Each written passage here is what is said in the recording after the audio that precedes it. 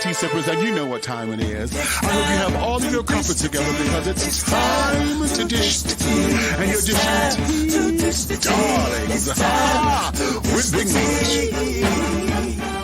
Can't wait. It's time to dish tea with Big Meech. It's time to dish tea with Big Meech. It's time to dish tea with Big Meech. It's time to dish tea with Big Meech.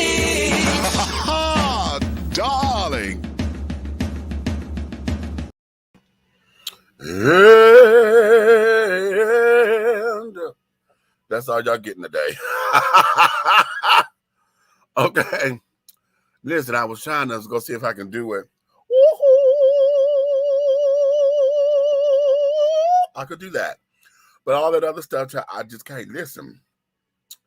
Honey, I'm sitting up here, sitting on the couch, and all of a sudden this wave of a chill just came over me, baby. I'm like, ooh. So I'm kind of achy a little bit in my shoulders and in my arms. I said, oh, no, girl. We ain't claiming this. We ain't claiming it, honey.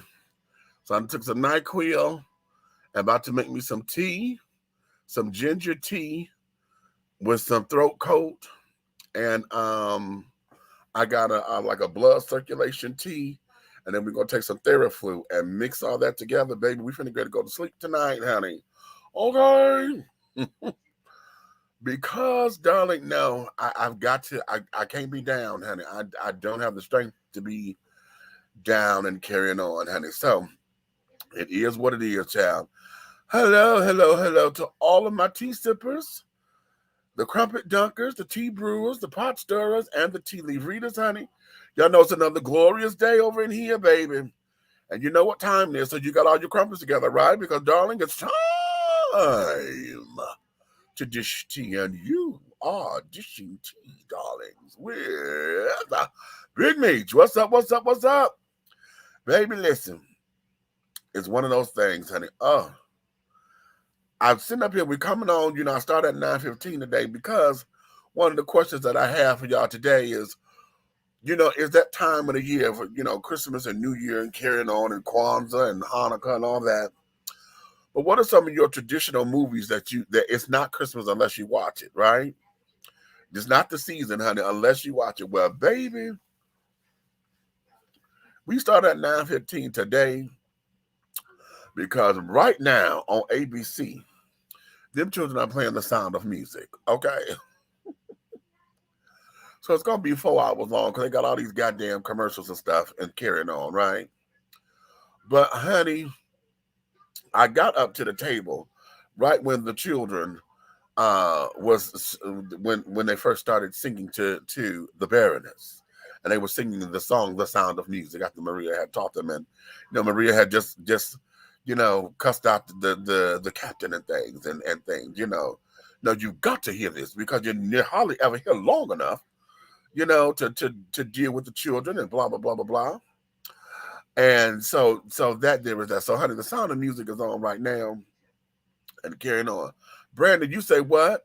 The Year Without a Santa Claus. Okay, it ain't Christmas until you sit up there and play The Year Without a Santa Claus, child. Okay, that's when we understand what Kris Kringle, right? That's where we understand where he get his name, Kris Kringle, and this, that, and the other, and Blase-Yak and his spleen and things.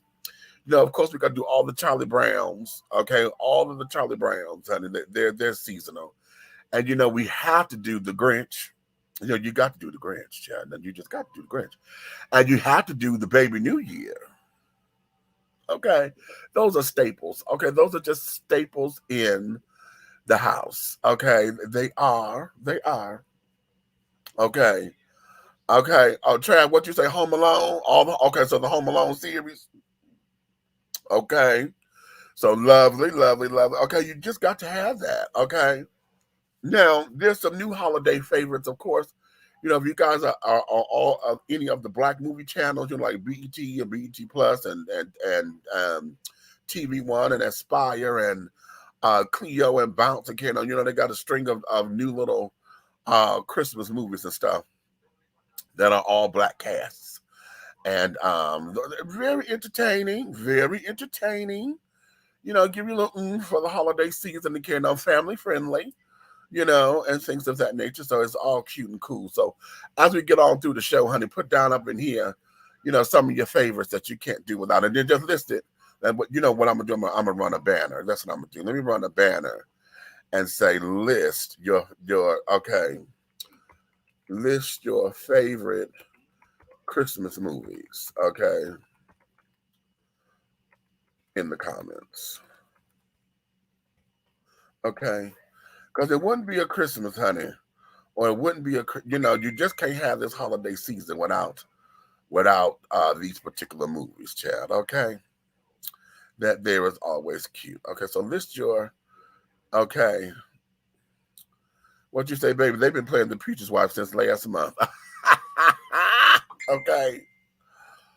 So be that as it may, welcome. And today, honey, is another, I said what I said, Sundays, honey. And I subtitled this, Is It Because I'm Black? Okay. Is it because I'm black? All right. We have a number of things, honey. And y'all know how this works. Okay. Anytime that we're here, we give you the opportunity, honey, to come on up in here and you could, you know, be our guest. You got 5 minutes and we can talk about any and everything that's on your mind, okay, within those 5 minutes, okay? Now, there's 2 caveats. Caveat number 1, if you come up in here, be willing to state your case and don't get into your feelings if somebody challenges you, okay? Everybody may not agree, and if you have a point that somebody disagrees with, be willing to set, you know, to hold your ground without being indignant and ignorant, okay? Because we have to learn how to communicate and carry on. And it's okay to agree to disagree, all right? Second caveat, and the most important one, is this. If your ass decide to come out of a bag, bitch, we will come out of a bigger one, honey. And trust truly, honey, your feelings will get hurt, okay? Because this is not being politically correct or whatever. Bitch, I will cuss all of y'all the fuck out up in here if you come in and go sideways and carry it on. So this is not that type of show. We're not here to create salacious headlines and all that kind of stuff. I'm not looking to get my sound bites over in the shade room and this, that, and the other. I'm not looking for all that, child. We're over here to have some kind of decent adult programming that we can learn how to exchange peacefully and decently, okay? But trust truly, if you come out of a fucking bag, bitch, Let me bring my co-host up in here. Big Red fella's up here in the wings. Come on, Red. What's tea? What's tea? What's the business? I said what I said Sunday. Okay, you better understand. For life, slime, do something, say something. I don't give a finnuck. I go upside your motherfucking knee head, real quick. You know what I'm saying? What's happening? Oops upside your head. Say oops upside your head. What? Yes, sir. Oops upside your head. Oops upside your head. What? Yeah, all right. And be careful what come out your mouth when you talk to me, young folks. You know what I'm saying? Because your brother and sister probably came out your mama's mouth. All right. Oh, well. All right.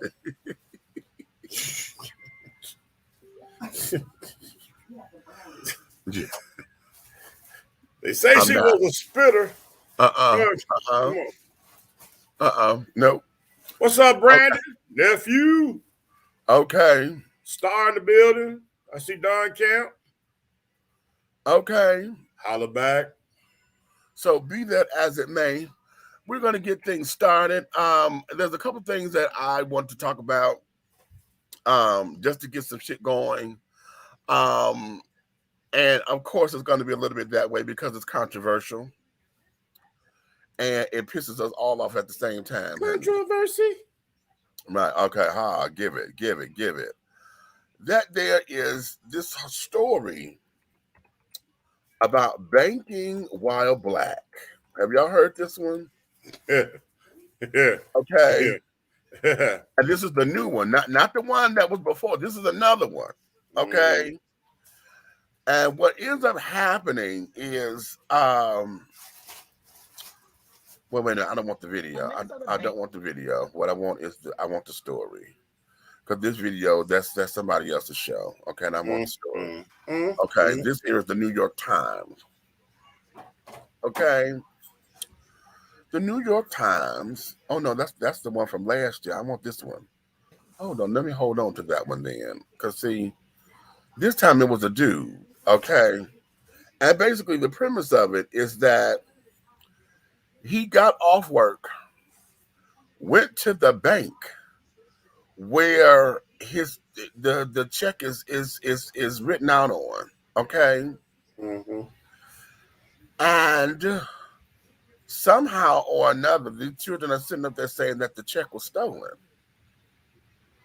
And it was a fake check, and this, that, and the other. So the bank manager called the police after they had verified that the check was real. See, wait a minute. Okay, I got the story. Here it is.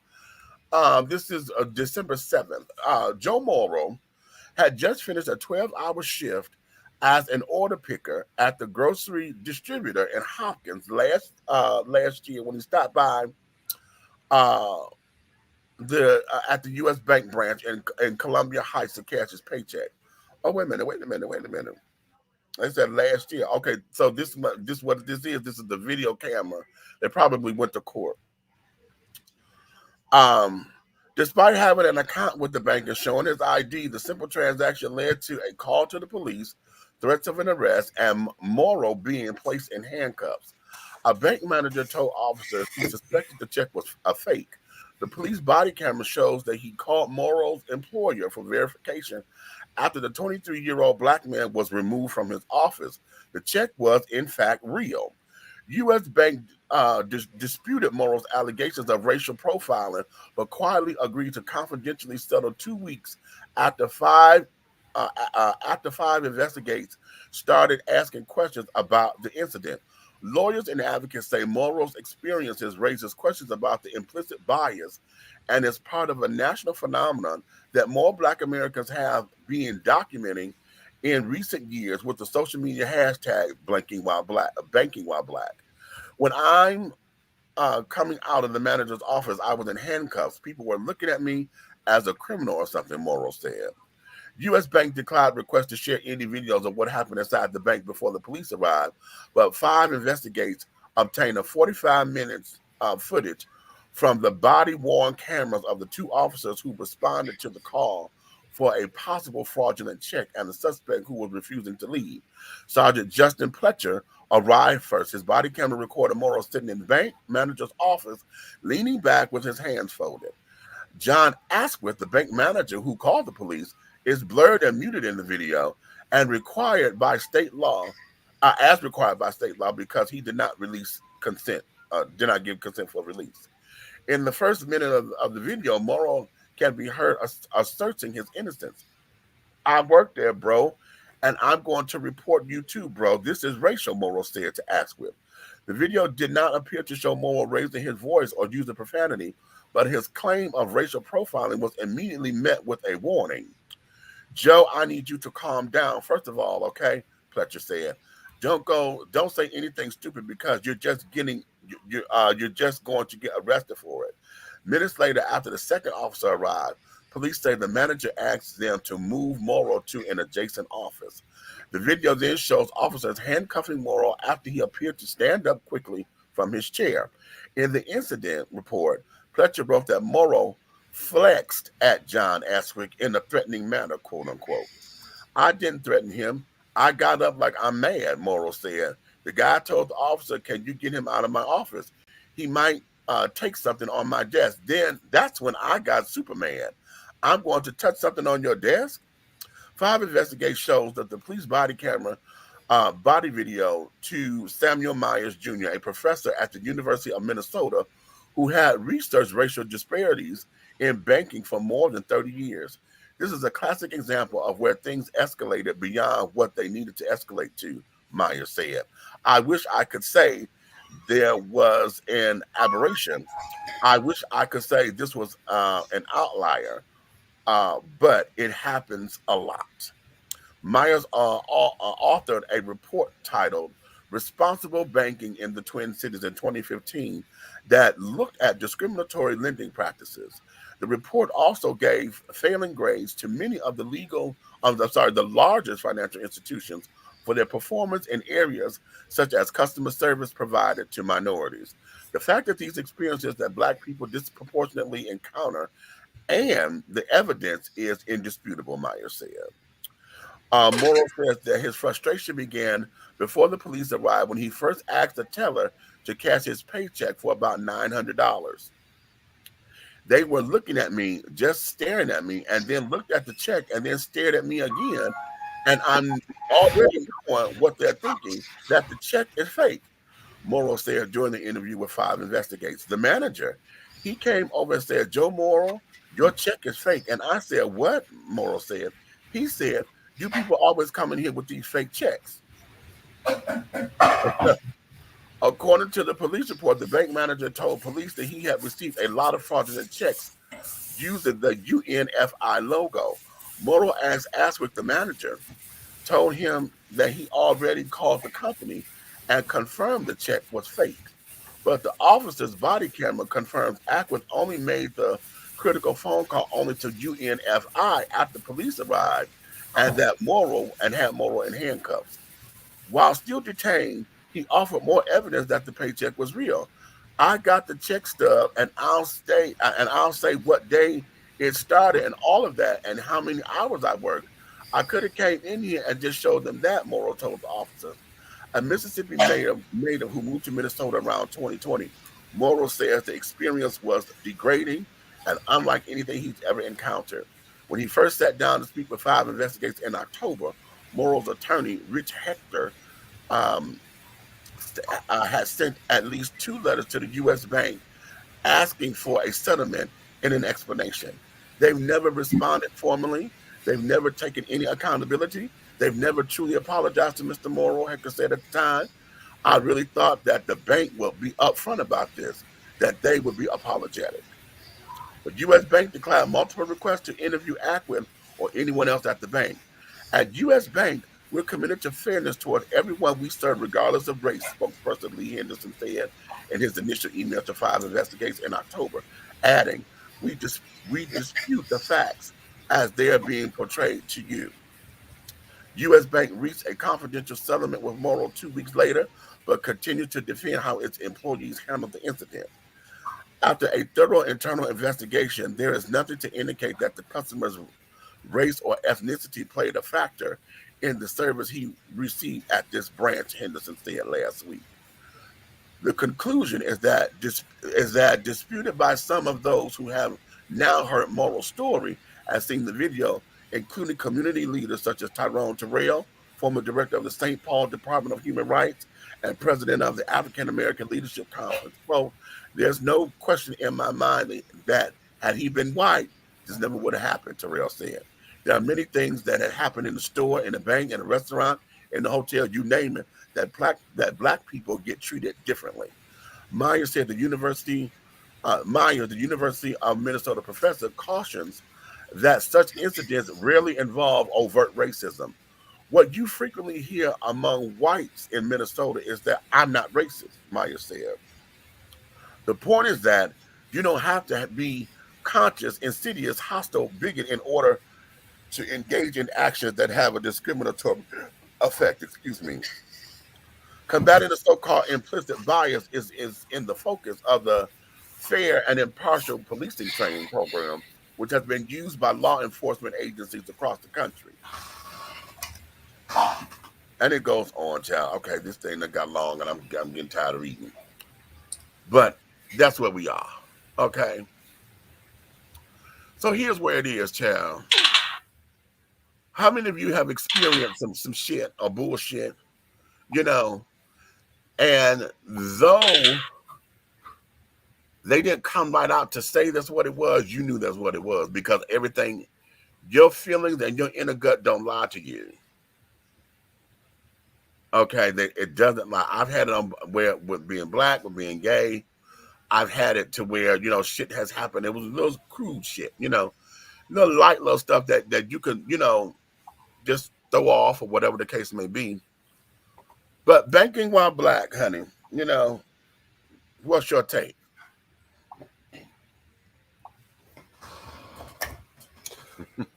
Freeze, all you motherfucking crackers, get on the floor. Empty your pockets, pass all your watches to the left. I need your wallets passed to the right. And if you got on, what's it called, Dexter, Buster Brown shoes, I need you to take them off and put them in the garbage immediately. All right? Thank you. Did you say Buster Brown?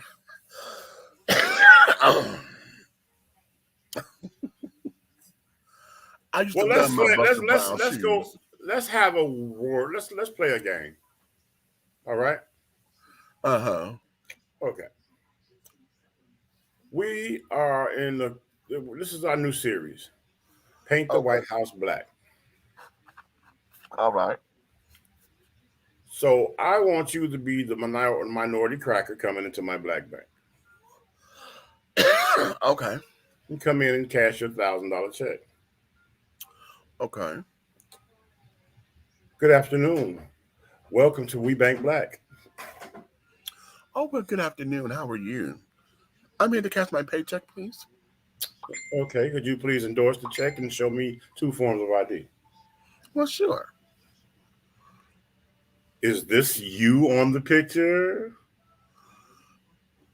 Is it me on the? Yeah, look at me. Yes, this is me. Well, all of y'all look alike. I just want to make sure. It's okay. Okay, let's not take it there, but okay. Take it where? Why are you so offensive? You all are so offensive. White lives matter. I understand.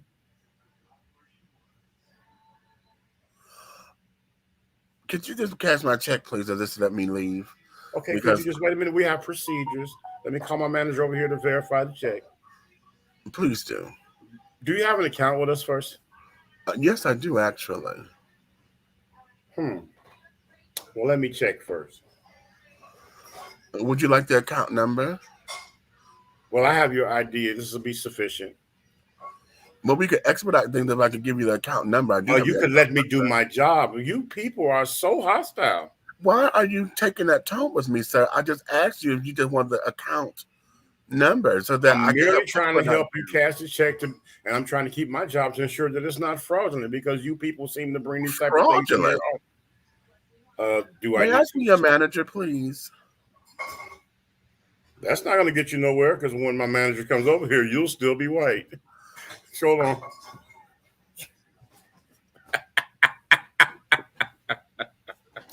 Okay. Now, how does that feel? Right. Okay.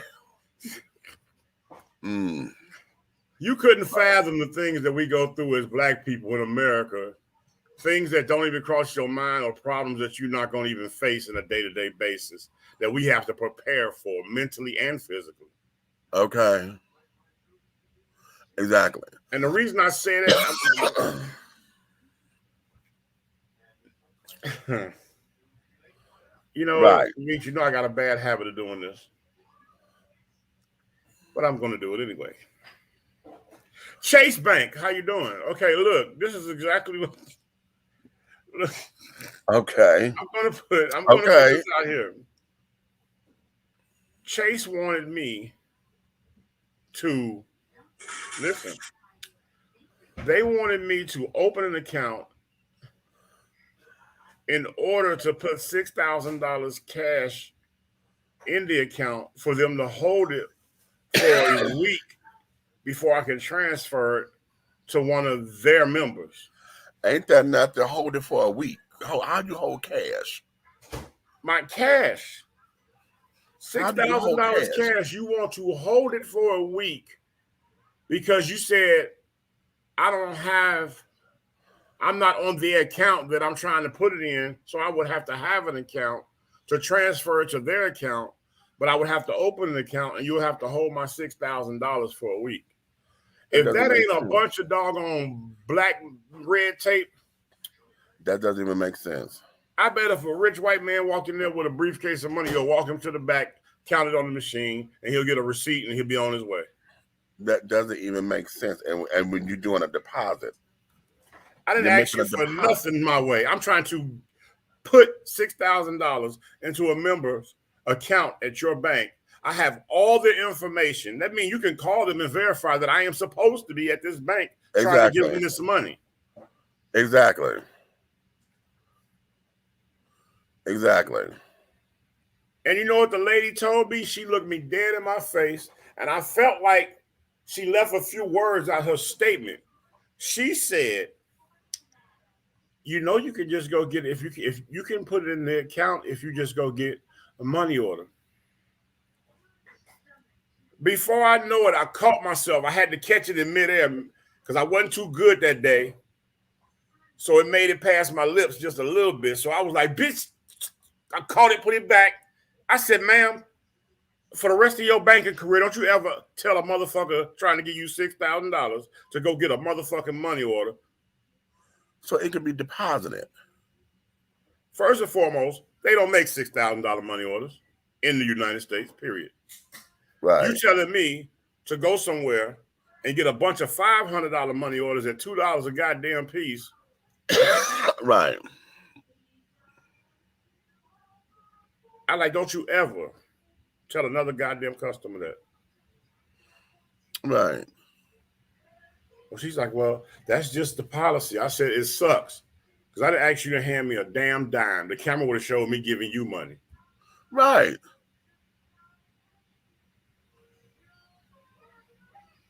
I said, but right now in your mind, you're going, where did that nigga get $6,000 from? Right. Exactly.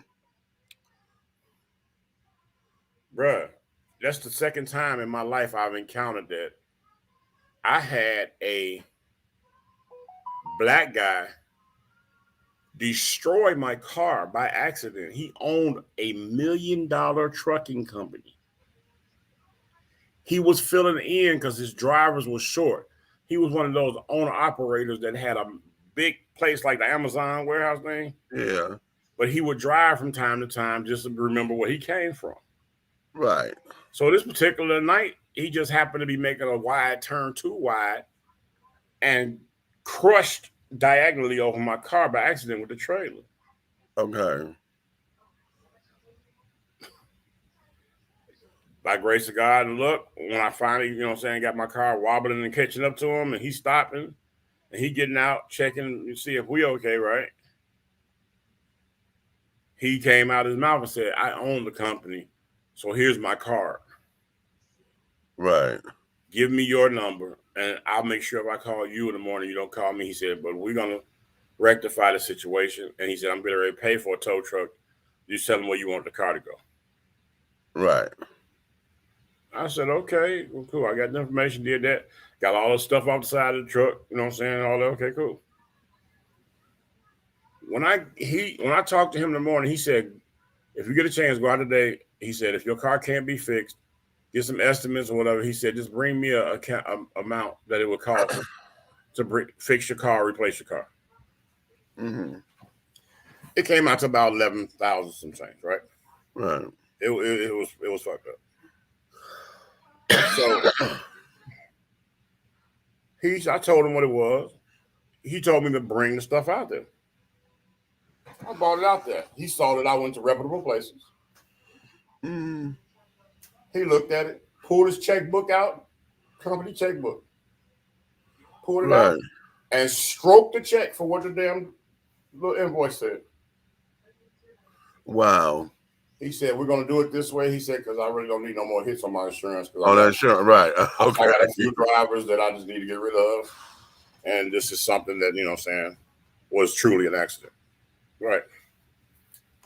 Cool. I ain't upset. I wasn't physically hurt, just out of a car. Right. I go to the bank. The bank is half a mile from the doggone place. The bank that's on the check, the bank that his $1 million company is in. Right. Endorse it. Hand them my ID and a credit card for a second ID. And they are scrambling, talking to everybody but me. Right. And it came back, and did you know this white lady looked me straight in the face, and she said these words. And my Uncle Stanley was standing right next to me because he was the one who took me out there. Where did you get this check from? Mm-hmm.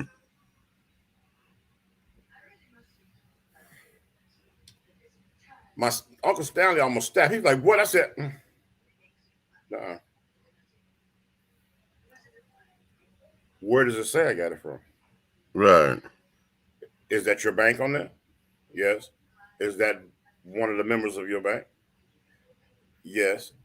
She said, but this is just unheard of him doing this. If it's such a damn weird situation and he's Call your him. cause, call him. Yeah. She was like, well, she said, okay. So she tried to call. She tried to call him. He couldn't answer. He probably went out in the warehouse. I just left his office. Right. She said, well, he's not getting it. She said, I'm not going to be able to cash this check because we're not sure, you know what I'm saying? We need to make sure where it came from. How many times you going to look me in my face and call me a fucking thief and you don't know me? Right. So I got pissed off and I said, you know what? Don't worry about it. Give me the check. So she act like she didn't want to give it to me. She handed the damn check to me. I was like, I said, all right. I said, I got you motherfuckers. I went right back down to the place. Uh-huh. And I walked in his office. He said, what's going on? He said, I said, can we close your door? He closed the door and I told him exactly what happened. He went off. Okay. He said, what? He said, all I can think about right now is if you was one of my $1 million contracts or something. Contractors. Mm-hmm. He said, no, I'm not calling nobody. Let's go. Right. Went down to the bank, walked in. When he walked in, everybody in the bank jumping and speaking. Hey, Mr. Sanders. Hey, Mr. Sanders. It's a line. He walked up to the front and said, excuse me. He said, who was it? I said, her. She's standing there looking like, oh, shit. Right. He said, get your manager over here because I don't want nothing misconstrued. Okay. He said, my account, my name, my company, my number, my client, his money. What's her problem? Right. He said, do I need to remove all of my business from you all and go down the street to the next branch? Wow. The manager was like, hold on. Whoa. Yeah, I bet you was like, wait. Right. This man is doing $3-4 million a year in your little bank. Right. That you getting interest on and shit. Exactly. Okay. So when he to explain everything on it, he said, now you all on the radar with me. Pay him his money. And he gonna say, he said, can I just give him a cashier's check? I said, oh, hell no. Nope, I'm not gonna go somewhere for that not to work. Right. I said, no, you already got a bad taste in my mouth. If you'd have came at me like a professional when I first bought it in here, I probably would have took a cashier's check and went on to my own bank. I said, but no, you finna close today. I don't care what you got in here, but I need all mine. I don't care if it's in ones. Right. And he said, y'all better give it to him. He said, and when I tell you what, periodically I'm going to send some of my black clients in here with large sums of money. Let me find out something went wrong. Wow. And he walked out. That lady was cashing my check with her hands shaking because she knew she had to go in that office when she was right. Right. But that's crazy because you're standing here giving me hell, and I'm watching white people walk in doing more business than me, right, with no hesitation. And she could see here's where the caveat is for me. If she couldn't cash the check because she couldn't verify it, she could have asked, "Can we open you up and establish you an account?" Because we would have to put the check on hold because I can't get him on the phone right now. However, what we can do to rectify, we can open you an account. Yep. You know, to be honest, yeah. To be honest, I had a bank account then, right? But to be honest, it would have been cool for me to have a suburban bank account. So she could have gave me that option, but she didn't even give me that option. She was too busy trying to say my check is fake. Right. You know what I'm saying? But she could have gave me the option because I know she'd have cashed it, gave me about $200 until it cleared. Exactly. You know. Crazy.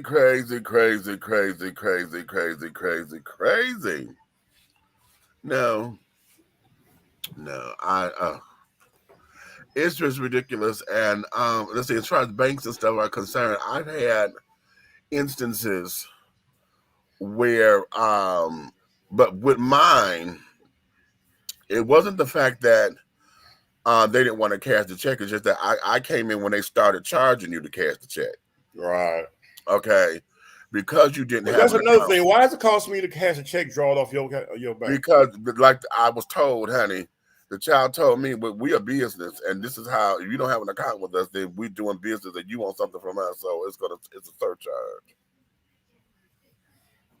That's sad, because if you ever was on the thought list of opening an account, you just blew it.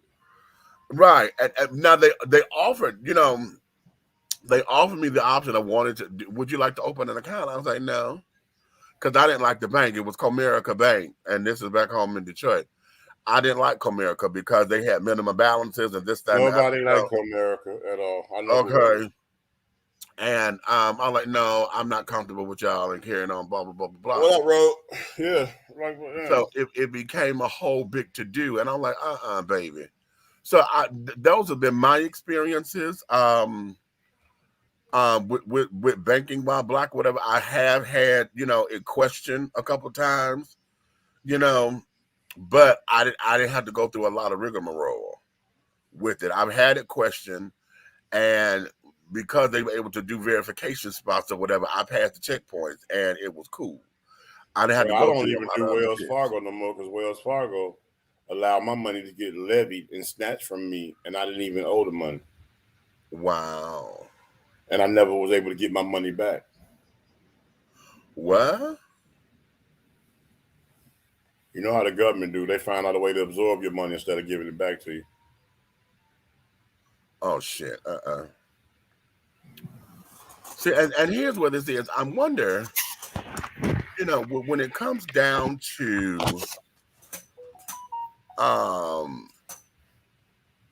these kinds of things, when it comes down to it, and we're trying to get ahead of the game, and you hear folks say all the time, especially old, remember how our grandparents didn't like banks? No. They kept all the money at home and up under the mattress, inside a broke TV some damn way, whatever. What up, John? Yeah. It was always something, and it's like, why don't you trust the banks? And oftentimes these particular kinds of situations are where it is. And then too, here's the thing that I don't understand about a bank. You want me to bring my business there, but major companies, that do big business, you're only FDIC insured for $250,000. Mm-hmm. So anything in the bank over $250,000, only the first quarter of $1 million is protected. Everything else is at a loss. You're at your own risk. But you know why they do that? No, I don't. They want you to continue to open another account so they can continue to get other fees. Because think about this. Let me tell you something. The bank, let's say like you at a bank, right? Right. FDIC $250K, right? When you get to $250,000 there, the next thing you know, the next year you made $1 million. So now you got it $1.25 million, right? So it's best for you to go in there and bust that $1 million down into four accounts, so you'll have 5 at $250. Okay. In order to be protected. But it's not just best for you; it's best for them, because when they go up and they start doing mergers and investments and major business, it looks like they got a stronger bank because there's more accounts with more money. You know what I'm saying? Right. A bank with 3 people in it that's millionaires versus a bank that say like they got 3 accounts in this bank and they multi-millionaires. That looks good, but let's say they got a bank with 30 accounts and all of them got $250,000 in it. It looks better than the other one. Okay. In the corporate world, as far as getting approved to be part of those sky rises and all that, that's gonna bring another million, billion. You know what I'm saying? Right. That's the way they think in the numbers game. Okay. Right. Okay. I got you. Know what I'm saying? Right. Do I want 1.5% interest on the $1 million, or do I want 1.8 on a quarter times 4? Okay, right. Okay, right. So I'm sitting up here. I'm on the FDIC's thing, but they're taking me through changes. I'm trying to get to the reason behind all this. Okay.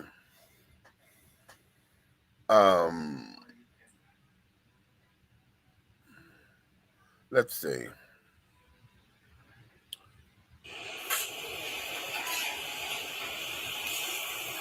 The FDIC insures $250,000 per depositor per insured bank for each category of account ownership. There would be a separate coverage for deposits held in different ownership categories. This means that it is possible for a person to have more than $250,000 insured if he spreads ownerships across account categories and holding entities.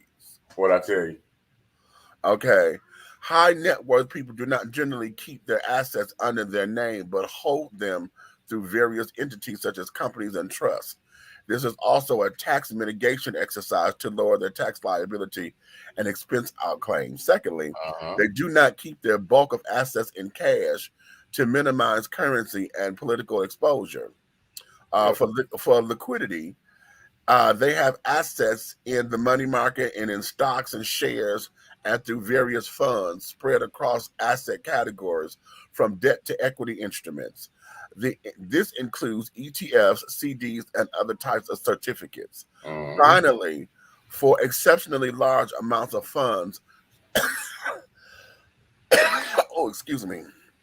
starting from around US $100 million and above, they engage in fund placement exercises where they put that sort of money with a suitable bank and draw down from it through various bank instruments. The problem with exceptionally large accounts of cash is that keeping them has a cost for security and storage. Here we go.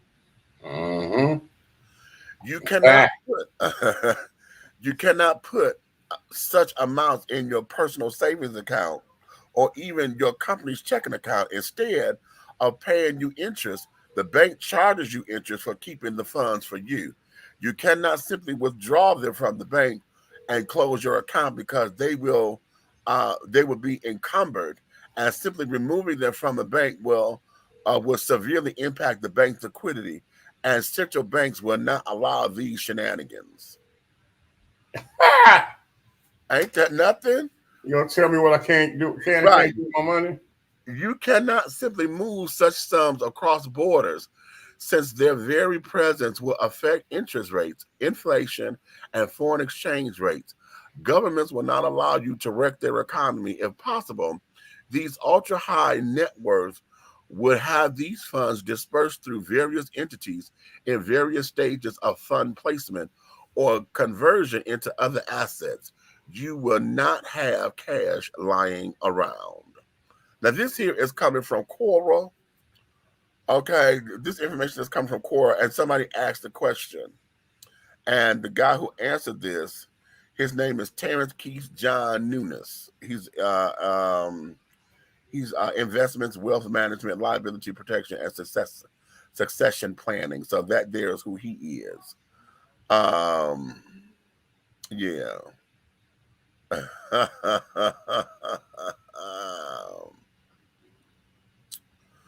Yeah, and the original question was, since banks only insure accounts up to $250,000, how do millionaires and beyond protect their money? That was the question. Yeah,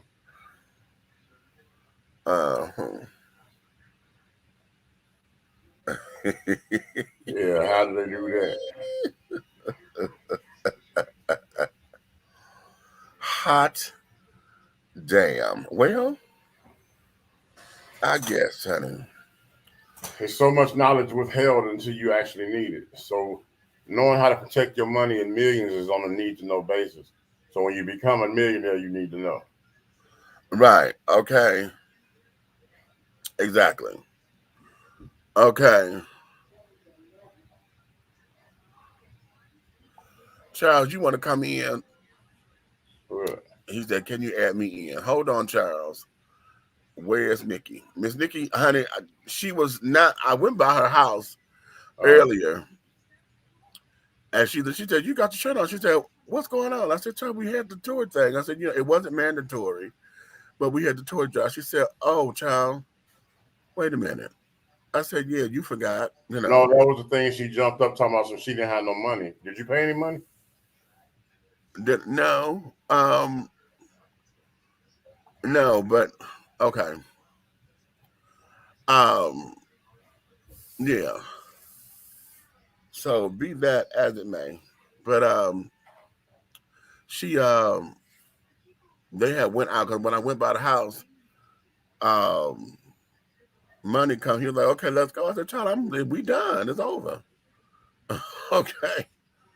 Oh, I said, no, it's Just over. that simple. All we had to do is not be a Kawanda team and start showing up and show a little support. Yeah. And, shake a few hands, make some noise, and get the hell on. We're gonna have to doggone make an impact in the community in order for it to doggone benefit us. Right. Yeah. And we came, so we had a good look, learned a couple of things, saw a couple of things, And we made the money back. We paid for the bands. We what I'm saying, we doing. Right. So now we, saying, everything is profitable on up. Right. So that's cute. So yeah. Wait a minute. Process what? My grandparents were by no way rich, but my grandfather made some excellent investments. And at one time, he had over 1 million, and he had it in 4 different accounts. The most I saw in a regular account was like 70K, but had hundreds of thousands, the bulk of his money, tied up in investments under his business account. Interesting. Okay. Very interesting. Okay.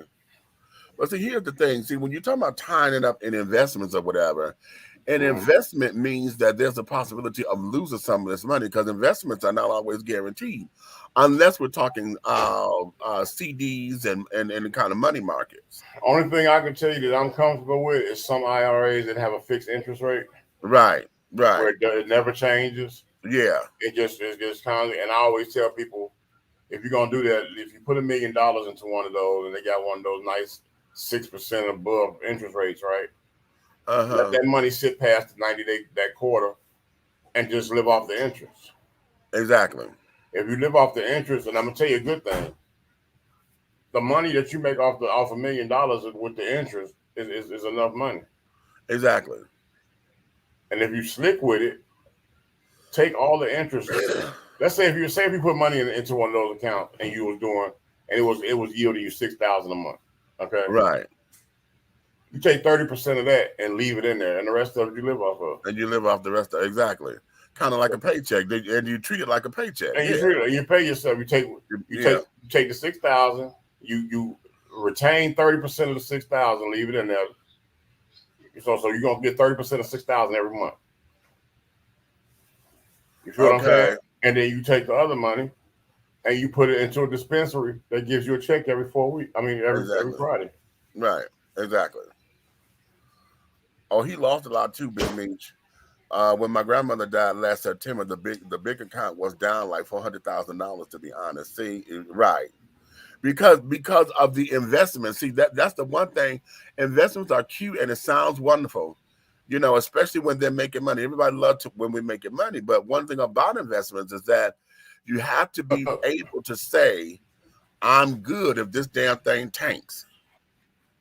Right. This is why they tell y'all can't go down to the casino and carry on to you on your last little bit, child, thinking that, I'm going to get on the hot streak and make this money back. That only happens, child.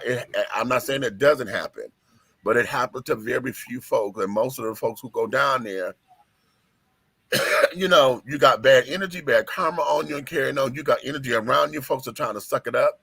I don't like that. You see it in the movies. I've been down to casinos where folks are on a winning streak, and then all of a sudden everybody around you, well, hell, now they know what the fuck you don't want. Especially if you get up from the table winning, then shit, became a target for everybody. Good, bad, or indifferent. Yeah.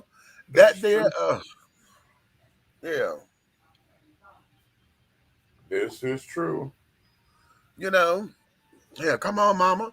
Mama need a new pair of shoes. Woo! Everybody around the table hollering and carrying on. Oh, you done hit the jackpot off the slot machine. Right. Ding, ding, ding, ding, ding, ding, ding, ding, ding, ding, ding, ding, ding, ding, ding, ding. Okay. And let's say it was the dollar machine and you done hit the real big jackpot, the $50,000, $100,000 jackpot. Well, child, now you done sat down here and you done became a target. Uh-huh. And especially to the casino, because now they want you to put that money back in there. Okay. So, yeah. When the stock market took those 2 or 3 major hits, he lost tons of money, but kept riding it out, I guess. My grandmother just left the money in there and didn't worry about it since she wasn't the savvy with investments and such. Okay. She wasn't that savvy.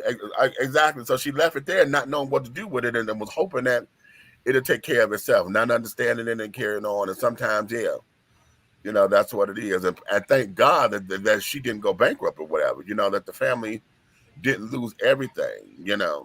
So, yeah. But hell, $400,000, that's a hell of a hit. Okay. Hit and a half. A hit. Okay. That's a hit and a half. For your ass. Okay. Hey, so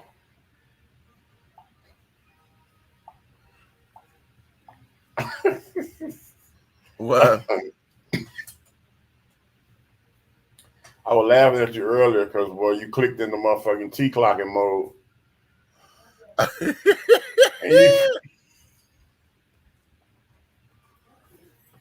said, that nigga went from motherfucking conversation to radar going off and doggone, next thing you know, boy, he was prancing. He walked up, I said, yo, I said, look at that walk. I said, look at that walk. You so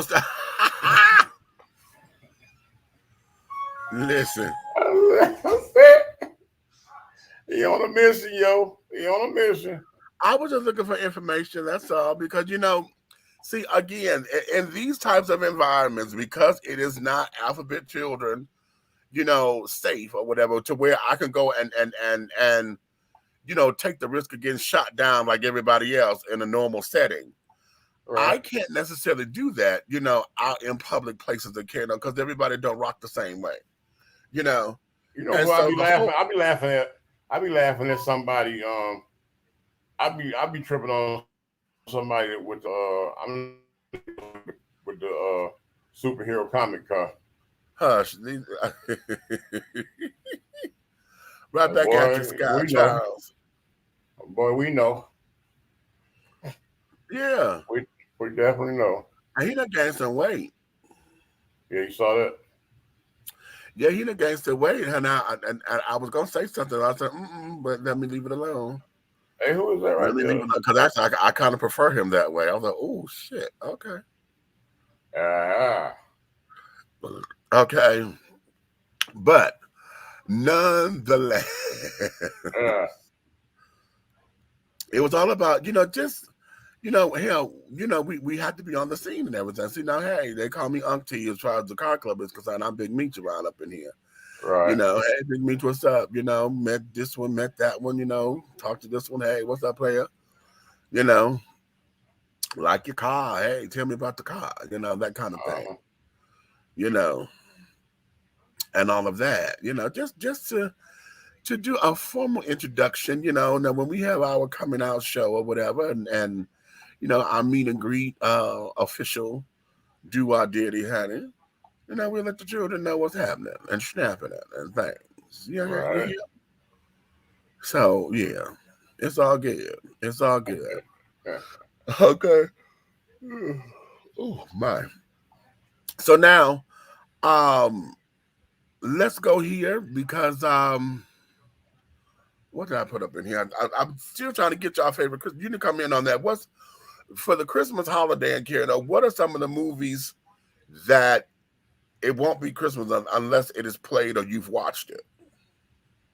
This Christmas with Chris Brown. Oh, okay, good. Okay. And Holiday Heart. Really? Holiday Heart is really my number one.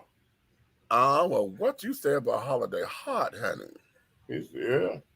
If you don't get this door silenced, I don't know what I would do. You don't know what you're saying. Don't do that. Don't do that, because you know that's my scene right there. That emotional breakdown. I thought you loved me, Wanda. I thought you loved me. I thought you loved me, Wanda. But no, you don't do nothing but love yourself. Okay. You think Uh, God only gave you? You made you the only somebody to give a hard time to.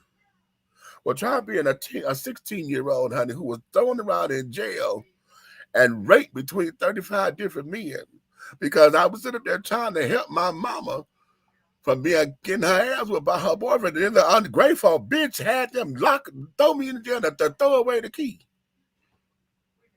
No, I don't want sympathy. And I don't need your pity, honey. I love who I am. I've always had a switch in my walk and music in my talk. And I got out of this like what you're supposed to get out of it, honey. And that is to like yourself and for somebody to find somebody to love you back. And honey, Fisher loved me. Fisher loved me. And that little girl loves me. And I thought you loved me too, Wanda. I thought you loved me too. Okay. Well, they don't know. Hey, they don't know. You know what? The crazy thing about it, right? When Holiday Heart first came out, I was in a WTF mode with that movie. Okay. Right? But as I studied the arts and became a producer myself of media and script writing and you know what I'm saying, and writing shorts and you know what I'm saying, and all that kind of stuff. When you get into the talent side of it, you find out how fabulous that movie is. Exactly. You know what I'm saying? From the creativity side of it, that movie is off the chain. Yeah. Oh, yeah. Alfred Woodard is spectacular in that movie. Oh, my God. When I say she looked like every crackhead I saw as a child. Alfred Woodard is spectacular in that movie. Spectacular. And I think that's one of the even the way she died. Yeah. Holiday, I want to come home. That's all I've been waiting for you to hear. I can come home. I ain't getting nothing. Oh, God, I ain't getting nothing from Nikki. Here, this going to be from you. I got her this bag. I got her this bag. Oh. Okay. Wait, let me go get the bike. Okay. Baby. Oh, God, I'm welling up. Oh. Boy, that movie there. Oh, I done did that to myself. Wait a minute. It teaches you something about life. That movie teaches you something about real life, bro. Oh, honey. He told her, why don't you come back up here till you ready to come home?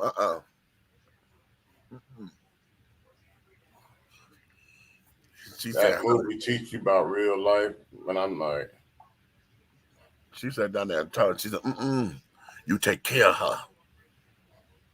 If something happened to me, I need you to take care of her. Promise me that now. Okay. You don't know him. He got a heart as big as yours. Oh, really? Is it his heart or his dick? Or is it that glass one that's in his suitcase? Fuck you. You and your child already did.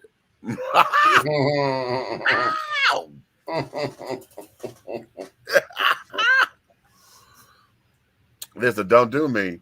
Do your hair, honey. Do your nails. Do the dishes, honey. Do the laundry. Don't do me. Don't do me. Okay. Oh God. Okay, wait a minute, child. I don't know. That got me. Oh. Okay. So it's Holiday Heart Pride. Holiday Heart, honey, with Ving Rhames playing the drag queen. That all the pro-black nationalist children, honey, and the Pan-African children and things that sat up there and got mad, talking about, oh, Hollywood is stripping all of our black men of this, that, and the other. They got to have him in a dress and blah, blah, blah, blah, blah. Nigga, it's called acting. Okay, it's called acting. And he was the one who agreed to the project. He agreed to it to make his coin, honey. And it was a stretch. See, here's what it is about acting and carrying on that folks don't understand when it comes down to the business and the psychology of it. And that there is, as actors, we want to challenge ourselves. We want to give us a stretch. We want to be able to say that I'm studying my craft. I can hone in on something, you know. Now, as someone, as your own independent person, you can sit down here and you can shape your career. Okay, I'm not going to do these kind of roles. I don't want to do these kind of roles. I don't want to do these kind of roles. I mean, hell, that's why Lena Horne was barely seen in a lot. She's done a lot of movies, but she told everybody, I'm not playing nobody's mammy. I'm not no housekeeper. You know, and this, that, and the other. So that there was how they. So you can shape your career.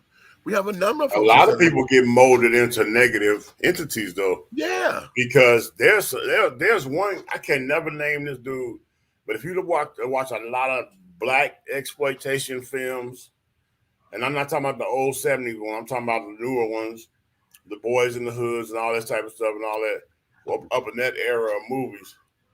And it was one movie about basketball he played in too, but he always played the dumbass that do some dumb, ignorant thug shit. Okay. And the guy who got stomped out in Menace to Society, like, hey, you don't like how you did my cousin. He's another dumbass that came back and shot up everything. Yeah. Every movie he playing, it'd be the same shit. Yeah. Yeah, I know who you're talking about. Because, and the one I'm thinking of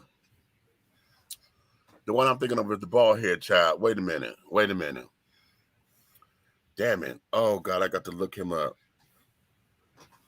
I'm gonna look him up. I'm like, man, how's his career getting built off of one track? Because listen, do you know that's how they teach in acting now?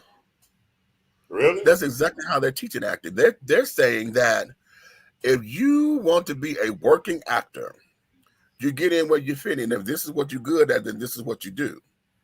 They're teaching that now. That's not fair. That's what that. So the whole idea of being typecast or whatever, remember that was a whole big thing back in the day. Okay. But that's not fair. That's just like me doing comedy, and I can go from, like I was just doing Holiday Heart. I can go from Holiday Heart to doggone Peach Face with the pine hairdo. You know what I'm saying? I can. Okay.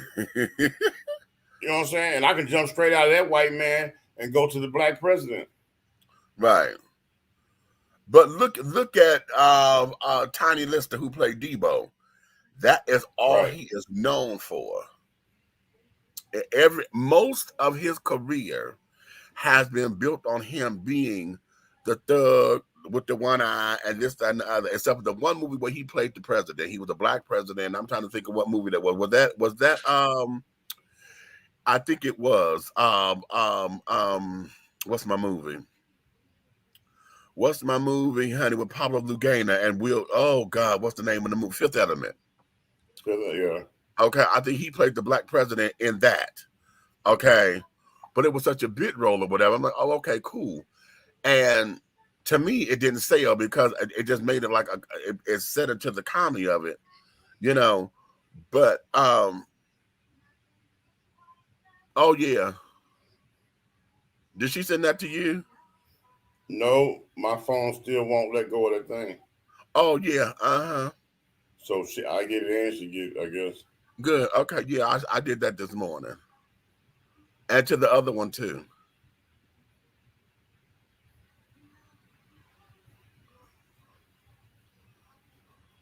That's good because now you got a record. Right.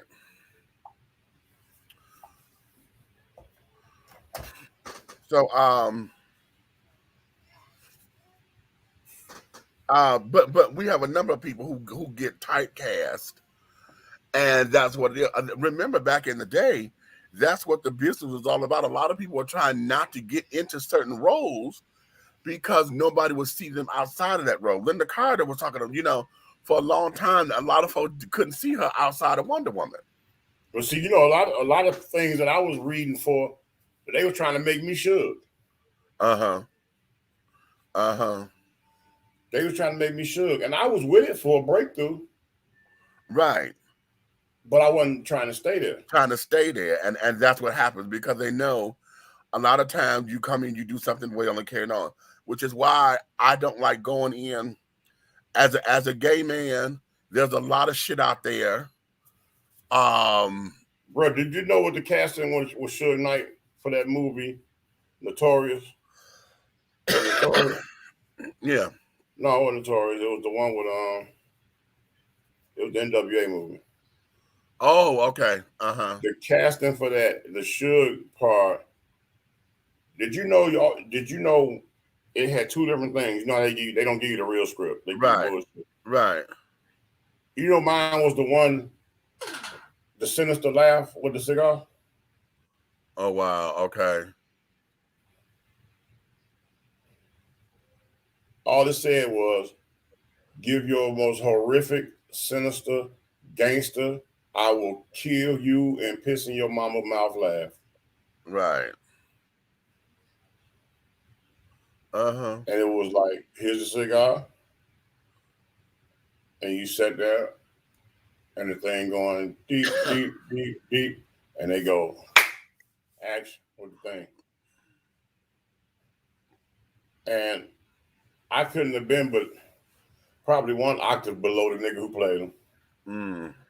Because we was the only two left in there. That's how I know him. Wow. Because he looked at me and started laughing. He said, you evil. I was like, no. I really just wanted that part. So many people in the streets have been calling me that for years. Right. You calling me this man, and I didn't even follow this man. You know what I'm saying? Right. You know what I'm saying? As being a person that loved music, I wasn't a fan of him or nothing like that.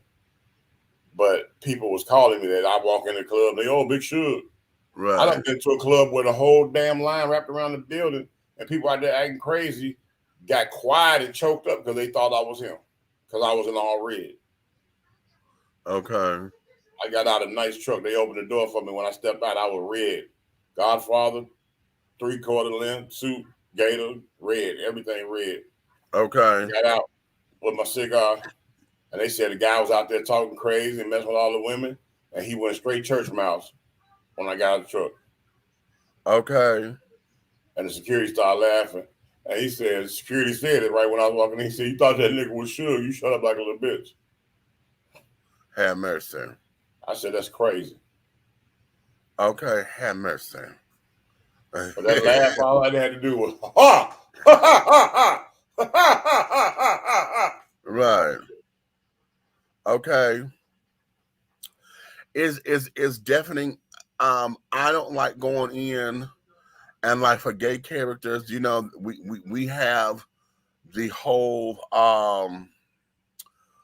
what I call the step and fetch it of it all. Mm-hmm. Because we'll give folks who want me to be the stereotypical gay, and I don't do that. Okay, that's what I was going to ask you. I'm glad you said that. Look. Okay. I'm glad to say, okay, now. Okay. We down at a reading, all right? Uh-huh. You're an actor. Well, yeah. You're an actress here. That's my word for y'all, actress here. Okay? Yeah, that's a senior actress. Okay, good. All right, so look. What? Go ahead. I want you to play who you are, right? Right. But I want you to be femme. Uh-huh. But gangster.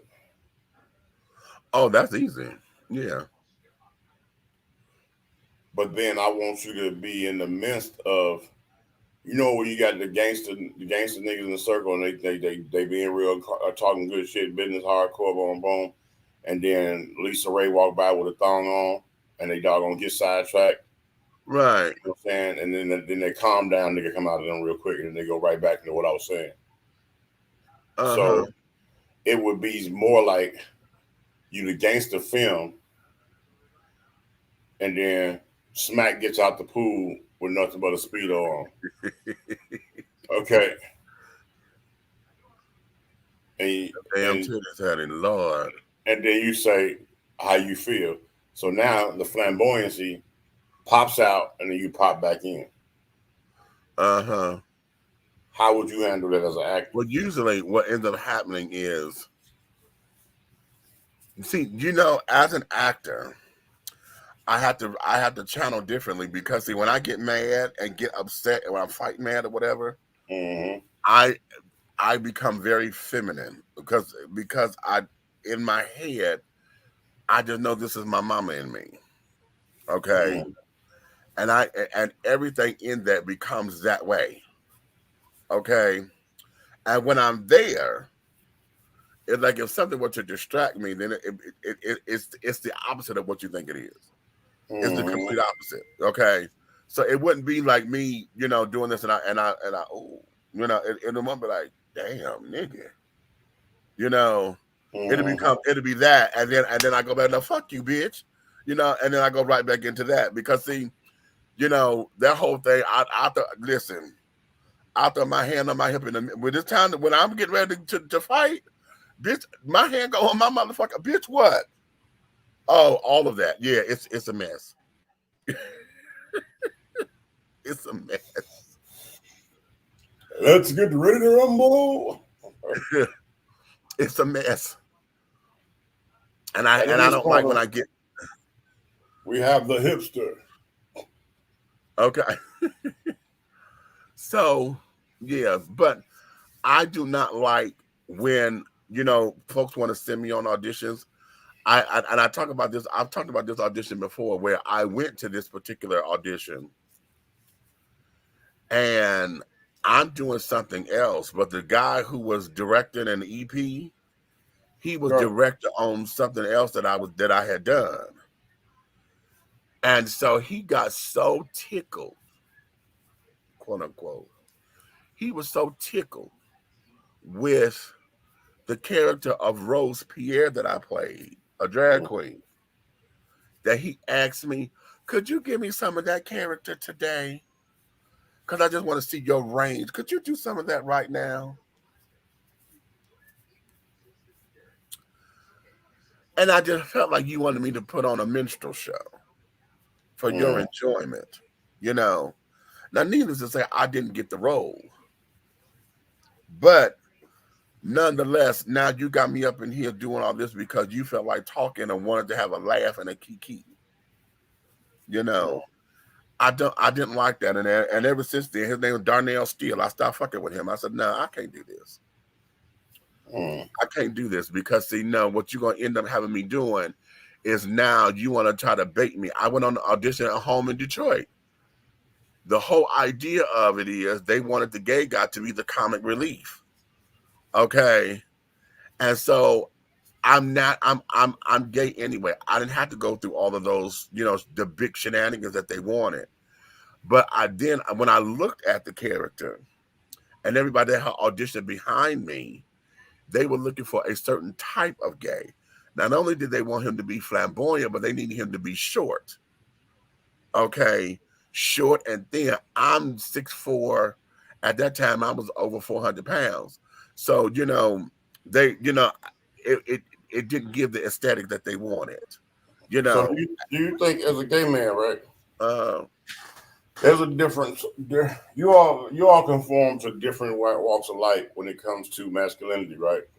Okay. So, like a heterosexual man would be offended if another man called him thick. Right. How do you feel about if a man called you that? What, thick?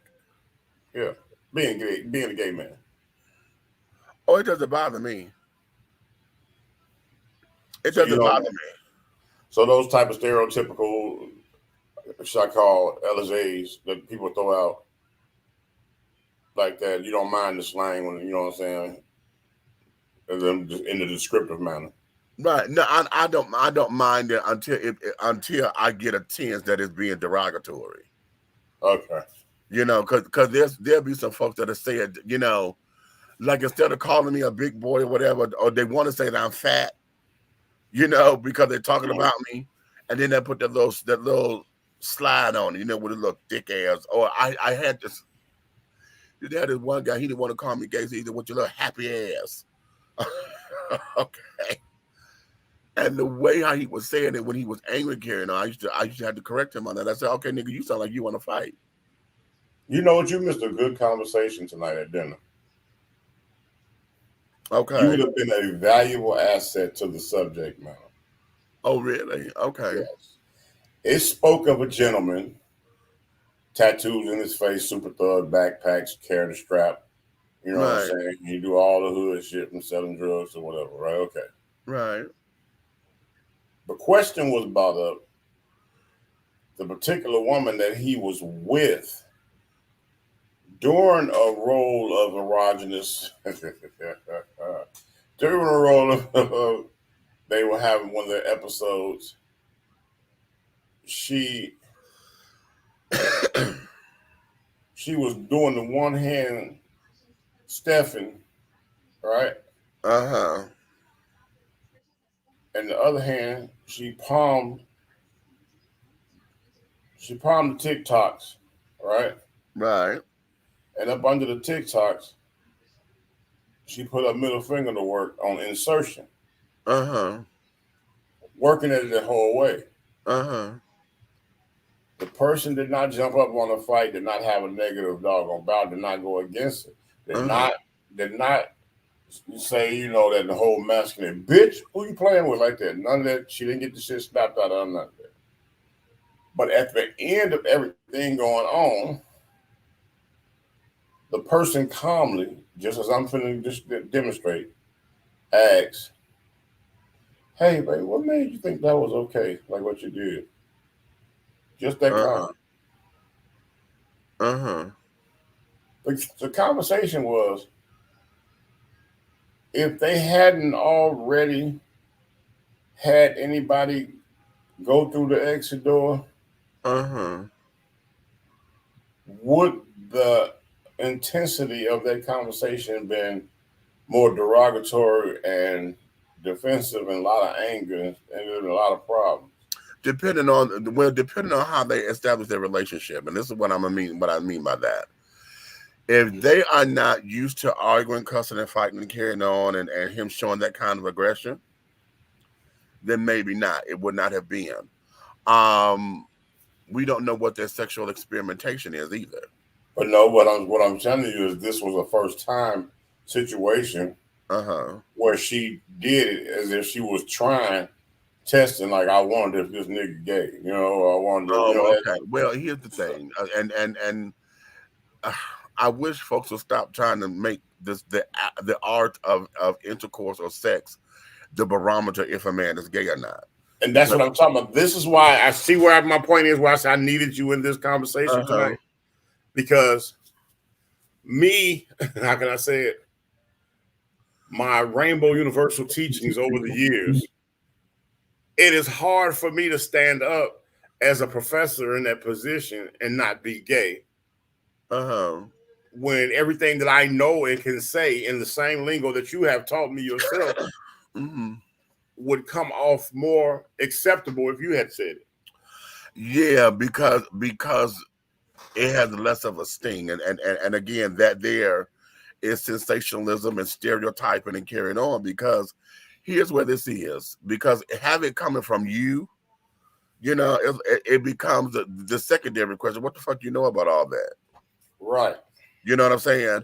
Versus saying, okay, damn, you know, that's not my thing. I'm not into it. Like most men, straight men will say, no, fuck that shit. No. Okay. And a lot of men come across very aggressively about it. But Right. see, but as you know, I teach this all the time. Men are ignorant to their bodies. Okay, men are very ignorant to their bodies, and just like I just like a woman has a G spot, so does a man. Okay, Sure and does. it's inside. Okay, now the thing of it is that the G spot for a man is in his ass. It's right there. It's that prostate. You hit that prostate right, honey. Hell, the world is yours. Okay, but a straight man don't know that. Only time a straight man experiences that is when he go take a shit.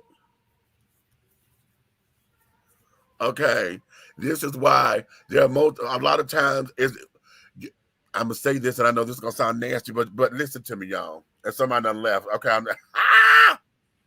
you know we get these conversations, and folks get uncomfortable, the numbers start going down. But I don't give a fuck. Oftentimes when we have to go for eliminations, okay, there are moments where after you've done the do, you get this. There is this sensation of like, oh my God. And not because of the relief that you feel because you're no longer bloated.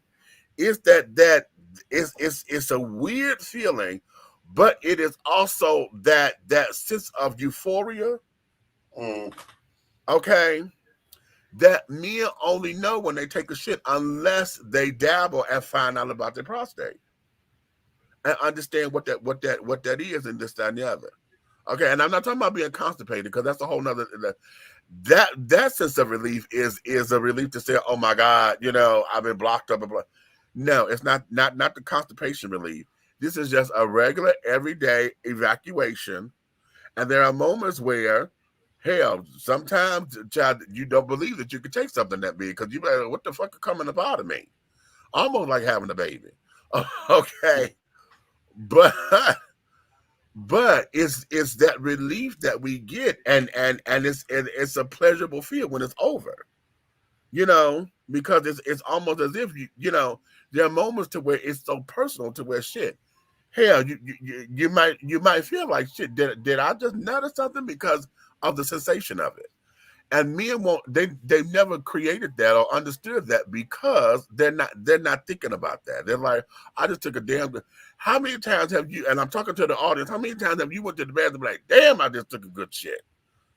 You know, and now you may not announce it like that, but you know how you feel when it's all done, and especially in the mornings, and you're trying to get in the shower and carrying on, and then of course after you shit and then you shower, and you know, washed off all everything. And you come out the bathroom feeling extravagantly wonderful. Yeah. That's what all that is. Okay. However, but men are ignorant to their bodies. So having that particular conversation, for him to ask her what made her want to try that. Right. Okay. But he was calm about it. It wasn't even. Well, here's the thing. Here's the thing. Because if he was uncomfortable with it, he'd have probably hit her hand. You know, when you're involved sexually with somebody and somebody get uncomfortable, okay, they twitch a certain way, or they grab you, or they stop you. You know, they grab your hand or whatever. I tell people all the time, there's a lot of women that want to give you this head from another planet, to where it's just they sloppy, toppy. They just the meat is saturated. The balls is goddamn dripping. They licking doggone right behind the balls in that little G area for the man. And then some of them is doggone goddamn got a tongue long as a motherfucking baby cock, and they trying to stick it in their butthole and come back up and all that. Niggas going crazy. You wonder why he had the Mercedes dealership paying cash. And you know what I'm saying? Right. That type of shit right there, men don't talk about that. Right. And there's women out there that's freaks like that. But here's the thing. This is what men say they want. See, and this is what we as gay men teach our women, honey. We teach them, girl, look, don't get mad at me and stop asking me to use my gaydar to find out if this man is this, that, and the other. Bitch, stop. Stop, because you can't control it. Whatever this is, you can't control a man, honey. Whatever he gonna do is what the fuck he gonna do. But here's the thing, and you gonna know this to be true. A lot of men that have those erogenous areas like that, they want it to be exercised, they want it to be noticed, they want it to be a part of the sessions. Right. a lot of men stand their ground and don't deal with that because you know why? You with a woman that you can't trust, and the first time the shit go bad, she gonna wait till she in a crowded room and motherfucking throw it in your face. Exactly. So a lot of times it'd be the woman that destroys the vulnerability and trust factor of a man. Well, that's because we have given them that particular kind of power. Okay, we have given them that power because they done found a weak spot. Right, See, but instead of taking that weak spot, sometimes, man, you know what? Sometimes a weak cup of coffee is a coffee that's straight out the pot with no cream and no sugar, and everybody know that's actually a strong cup of coffee. Exactly. Hello, you know, and oftentimes because it's so intimate. See, what men I'm afraid of is about being vulnerable. Men do not like to show their vulnerability and carrying on. Okay.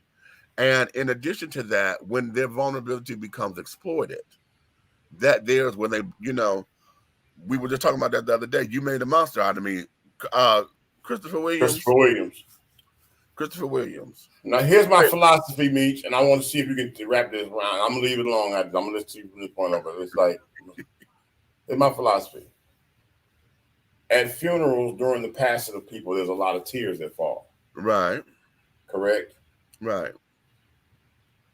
When the erogenous zone is entered, fondled, or moved, and the man is peaked out, yeah, and becomes vulnerable to the point that that orgasmic expression has drawn tears from him, it's a full connectivity with Shakespeare when Shakespeare says to have an orgasm is to die.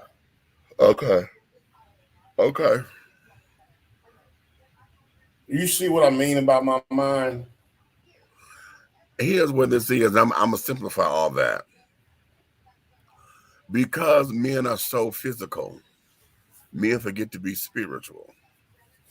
And oftentimes when a man has a spiritual connection with sex that's intertwined in the physical, child, this is where he loses his mind. This is where the tears come down, honey. I've had a couple folks up in here speaking in tongues, literally. Okay. And I'm here to this day. To this day. All of us was standing in the back of the Honda. To this day, I know that's the reason why he don't want to come over here no more. That's crazy. I don't give a fuck what he say. I don't care what his mouth say, honey. I know that's what. I had one person tell me to my face, he said, "You trying to turn me out?" And I'm like, how do I I've been there. I've been there. I've been there. And you don't probably know what I'm talking about when I say this.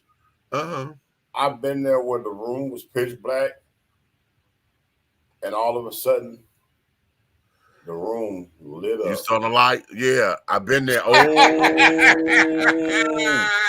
what? I know that. I've been there. Yes, I've been there because, child, please. Out of a black room with no electronics. Right. Light up. Yeah. Yeah. I've done that once. Now a couple of times, but the most memorable, honey, that motherfucker there, honey, I'm telling you, the room lit up like he was just a Cheshire cat, honey. Oh, but my. Anyway, wait a minute. Oh, stop.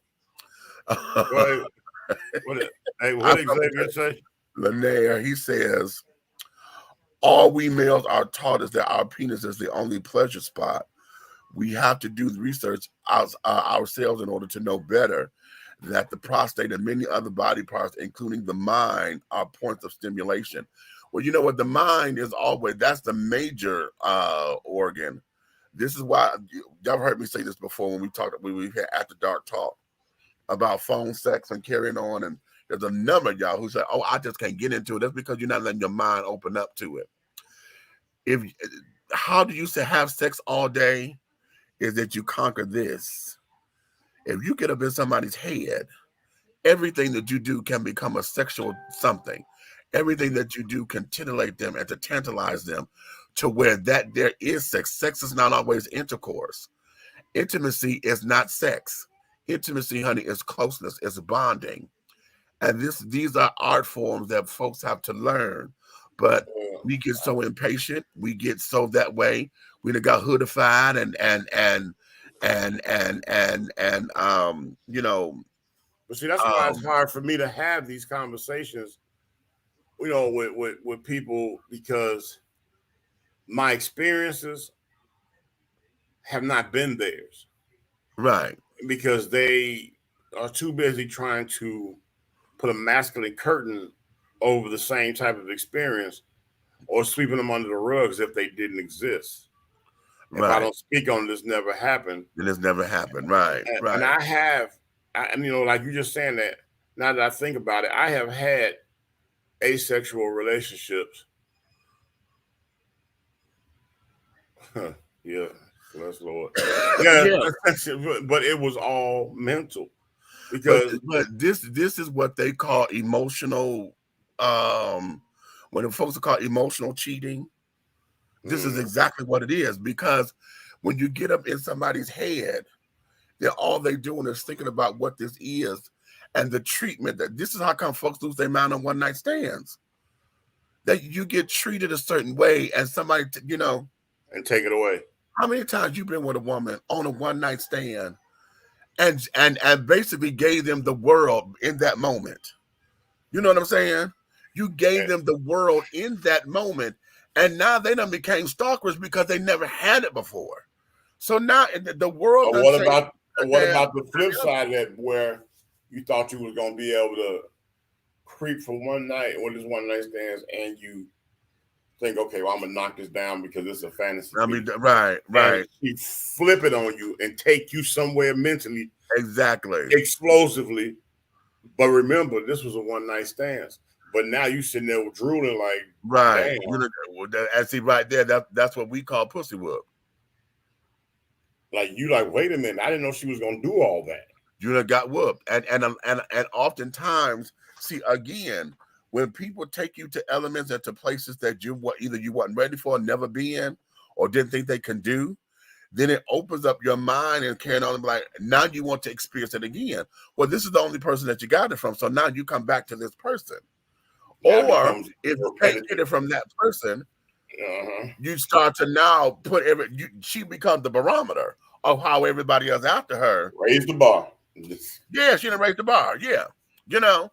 And oftentimes we as men, I'm only talking to the men folk right now, we as men, because we're so physical and visual creatures, okay, those are the elements that we refuse to talk about, because now it's sissified or it's too punkish if you talk about your emotions during sex. And a lot of men do not know when they are spiritually connected with somebody. What y'all call animalistic passion is a spiritual connection.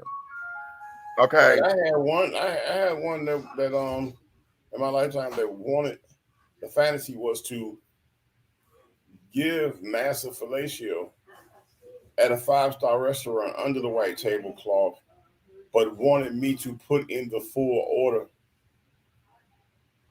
during. While she doing it. Yes. So you want me to pick the beautiful waitress that we both find attractive, and you want me to have this conversation and stare and order my food and talk to her while you doing that? At first, I thought that was a psychotic ass fantasy, but then my mental, I couldn't see her, I could feel her, but I can see this beautiful woman. So now I'm thinking, your mind done put both of them together. Right, you merged. Awesome. Absolutely awesome. And then you have it. So those are some of the things. It's like the waitress don't know you don't know her from pain, but she just like right. Okay. Right. So it becomes it's a teachable moment, of course, but these are the kind of conversations that we as men need to have on a regular basis, so that we can start to break down some of the hard exteriors that masculinity brings to us, because oftentimes most men do not live up to what masculinity is supposed to mean. Okay. Most men don't measure up, but we have been conditioned to have that moniker to where it becomes that's a fantasy within itself. You know, a lot of men who claim, you know, oh, he don't measure up. I mean, we do it as men all the time. We tell each other, nigga, you ain't hard. You just soft ass little motherfucker. You know, and we do that to one another. You know, as a dog eat dog world, trying to sniff out the competition or whatever. But and then get mad because you don't understand why the girl that you wanted chose him over you. Okay, how the fuck you got you know? Look at Good Times. Look at Good Times. Every time JJ, okay. JJ got all the fine girls and this, that, and that, bony as fuck. And he had shit to offer, couldn't fight a fly. Okay. But his charisma and how he treated the women, you know, was always the big to do. You know, he was the ladies' man for a reason. I mean, how many of us look at who we consider to be ugly motherfuckers? And every time this ugly motherfucker got one of the baddest bitches in the club. But you got to think about it. Well, like with me, right? When I was doing my different levels of life while I was single, right? And I really was feeling somebody. I am the first date massacre. Okay. When I say that, what you're not understanding is that first date, at the end of it, got you, bitch. Okay. I got you. And sometimes I don't have to wait to get you, because sometimes I'll have it to a level to where you need to get me right now, bro. Like tonight, you gonna get me tonight. You know what I'm saying? Right. Women that have despised first date sex their whole life is ready to doggone give it to me like we've been married 20 years. And I don't do that to.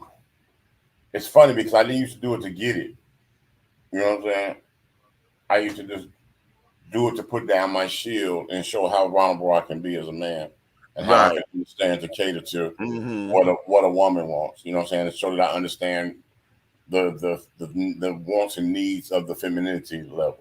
You know what I'm saying? So I'm flowers and I'm candy and I'm doors and I'm coats and I'm chairs. You know what I'm saying? I'm totally chivalrous, and I'm totally on a court package. And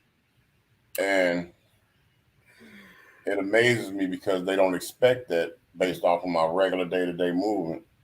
But when you give me that chance, I go all out. And there's been times each first date, I have played it where, well, let's just meet at our spot that's a comfort zone spot where we always talk.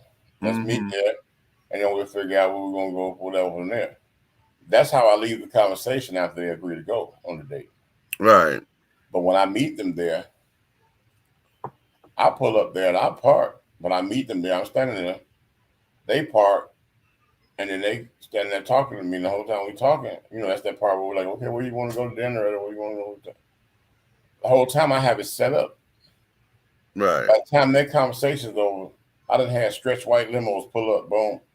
The girl get out with doggone fishnets and a little skirt and a doggone bow tie and the hat and everything and say, Mr. Hayes, you ready? Right.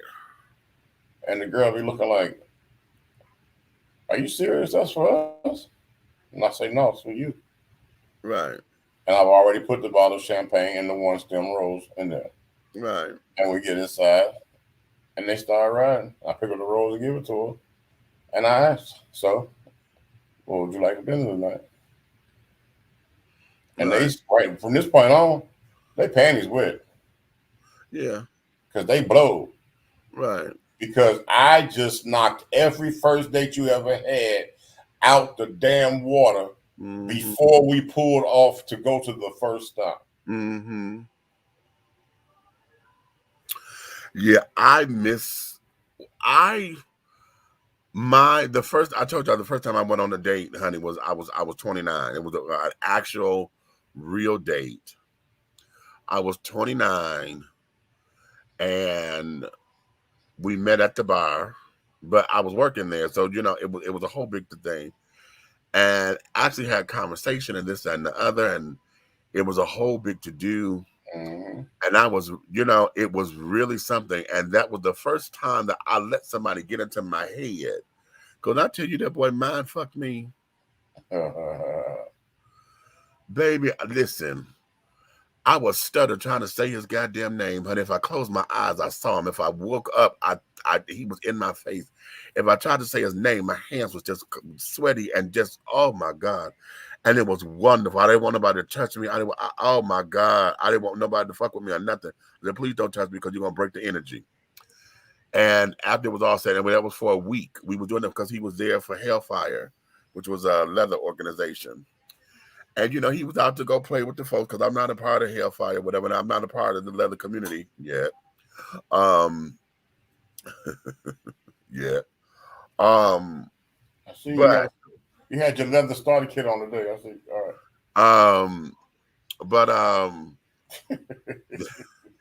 That it was really something. But because of where I was with, I had to ask the Lord, if he ain't mine, don't give him to me. Because you see where I'm going. You see, I'm losing myself up in this, and it's easy. But if this ain't mine, don't give him to me. And we were supposed to have a final, a last date before they left. And he ended up leaving before I got to the club to come and clean up or whatever. And that was in 1999. I have not seen that man since. I ain't seen him since. I can't even find him nowhere on the internet nowhere. I have not seen that man since. And every time, when I tell you that this boy was everything that I enjoy in a man, everything that I enjoy in a man. I've been lusting after that man for 7 years. And it was Chabad. Let me tell you.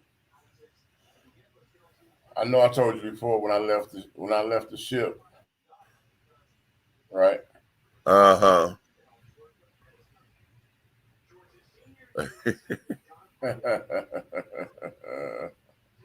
That's my cousin. I left the ship, and lo and behold, they gave me a military hoe at the time. My next orders was supervisor of the female barracks on the Naval Air Station side. Wow. So I get over there, and this is where I had a lot of experiences, of first-time experiences. Mm-hmm. I checked in a Mexican girl. She was absolutely gorgeous. I'm so nice to her more than everybody else, and so she befriended me. So on my duty nights, she started coming up there with her little pajama shirts on, and she would come in the office and watch movies with me while I was on overnight duty. And eventually, it went from laying on my shoulder while we watched the movie to laying on my chest to rubbing my shoulders to laying on my lap to getting bumped in the jaw because I was excited about her laying in the lap, and to her unzipping and putting the cover over her head and slowly handling her business while I'm watching the movie. And then to me going, let me come over here. I'm going to do my rounds, and I put the sign on the damn desk and slip off into this damn chief bathroom. It locks from the inside. Mm-hmm. And I go in there, and I wear her hind parts out up on the counter, bending over the counter, up on the counter, down on her knees, flip her upside down, gave her the business. Uh-huh. And this went on for about 3 months, every 2 weeks of each month. So it was that experience because it was Mexican and it was sopping wet, and she ain't never had black. So okay, that was cool. But then came the Chinese looking girl checking in the middle of the night, so I knew it. Chinese with hazel gray eyes, almost like glass.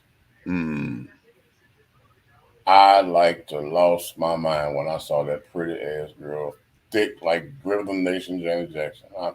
Mm-hmm. And I said, "Are you kidding me? Like she in the military?" Okay, all right. Right. I get so excited. I volunteer to teach her everything, show her the entire state of Virginia.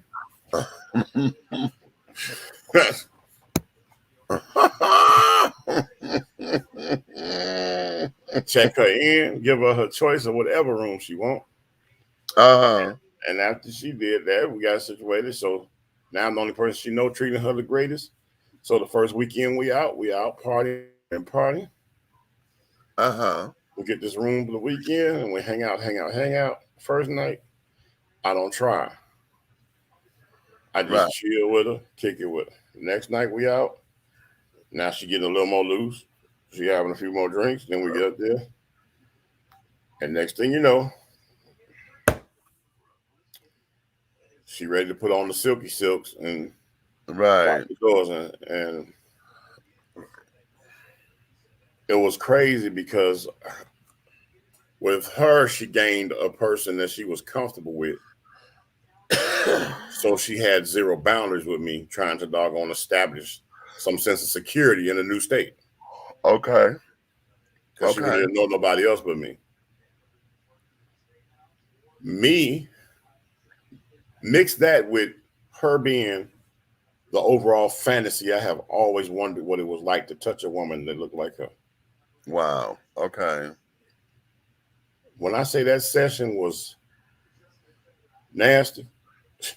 Okay. There was no boundaries.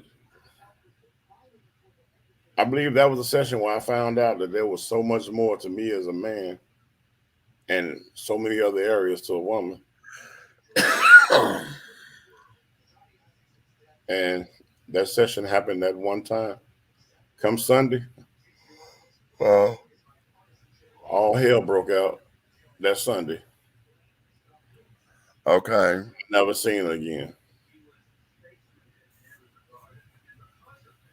Man, it's sad. I mean, the hell that broke out was somebody dropped a dime that they seen my car in that area, and my wife came over there and she knocked on every door in the hotel room. Mm-hmm. Because I was married at the time. But I was on some get back shit. So Right. I was on some not really. Well, it wasn't really get back. It was on. Oh, that's what we're doing. Well, let me show you how to really do it. That's what I was on. Okay. So, but that was some young shit. But it was memorable enough to know that that was an opening to me, showing me that there was so much more that you can do to a woman, for a woman, and be done to you by a woman. Right. So I think that's what I think that was what that session was about. It was a learning experience for the both of us. Okay. But again, men say they grown as fuck and they gangsters and all that shit and G this, but you're not man enough to have these type of conversations. Well, a lot of it is because they don't know how, don't want to, scared of them, and then it challenges their gangster. But if you dating my sister and I know my sister like to finger fuck her boyfriends, what make you think I don't know? Right.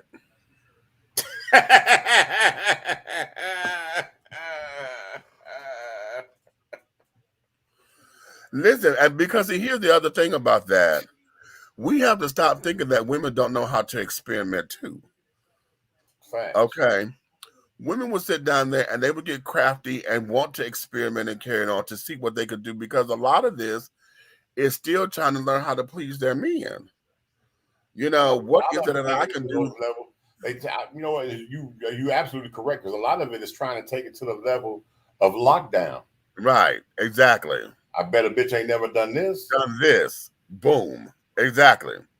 If I could listen, I teach and I talk to my sisters and all of my sister friends. I'm like, listen,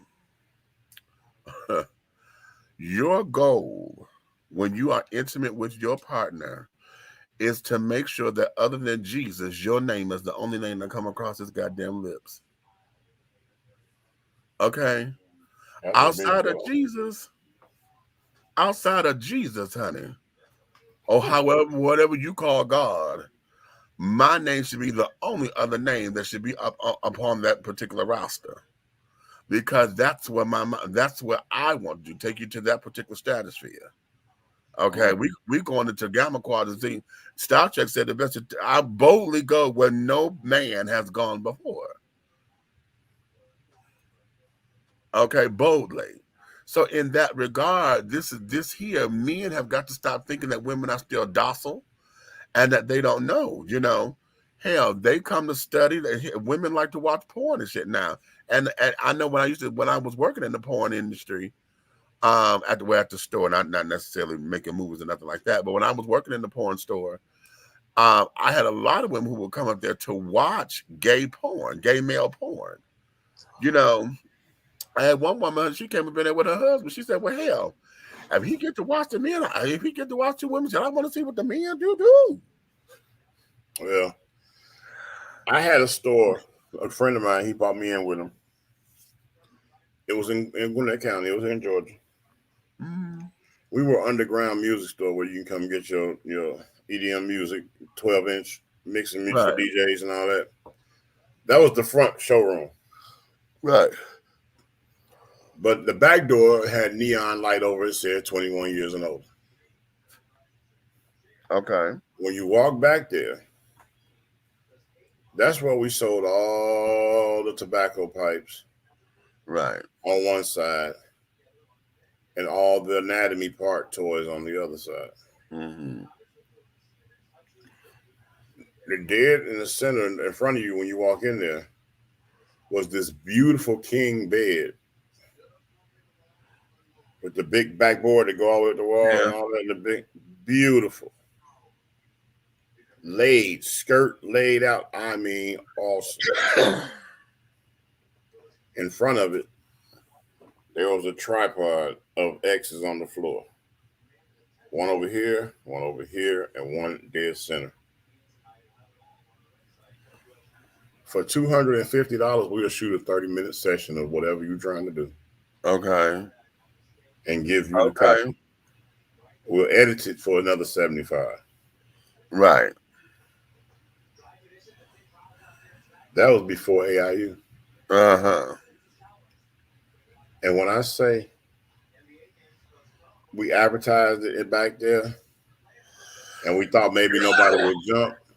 Right. That's when I found out, like you just said, how many women are willing to experiment.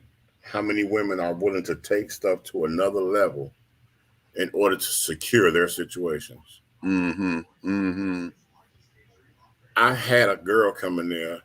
The husband asked her sincerely about a threesome with her best friend. Okay. She said, I would love to give you that because you're my husband and I want to give you anything I can give you in the world. Right. But she doesn't want to change the status of her and her best friend's relationship and allow her subconscious to put her in a place that may not ever exist. Mm-hmm. So she said, if you allow me to give you an experience with an experience I've never had, and we'll consider that the closest thing to it, and I put in my best effort for what you asked me, mm-hmm. and we both can enjoy it. Okay.